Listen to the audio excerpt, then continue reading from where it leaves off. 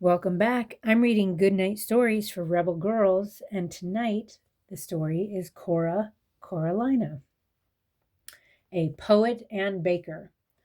Once upon a time, in a house on a bridge, there was a little girl called Cora who knew she was a poet. Her family did not think so. They did not want her to read books, and they did not want to send her to high school. They thought her job was to find a good husband and raise a family. When she grew up, Cora fell in love with a man and they got married.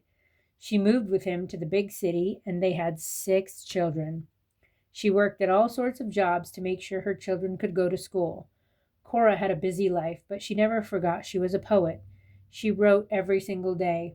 When she was 60 years old, she moved back to the house on the bridge. She decided it was time to start her career as a poet. Cora still needed money, so she baked cakes to sell on her doorstep along with her poems. Cora's poems started to be appreciated by other poets and writers. She won prizes and medals, and when she was 76 years old, she published her very first book. Journalists came from all over the country to interview her while she was baking, and when they left, she sat back down at her desk and started to write again, surrounded by the delicious smells of pies, cookies, and cakes. She was born on August 20th, 1889, and died on April 10th, 1985, in Brazil.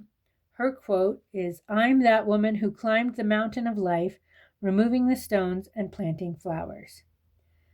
You know, what I like about this is... She lived to almost be 100. Yeah, she did. She very close. She was in her 90s. I like that she didn't give up, and she finally got to do her dream when she was 76 years old. That's pretty old, but that just means you should never give up. Tomorrow we will be reading Coy Mathis. So come back tomorrow and we'll see what that story is about. Have a good night.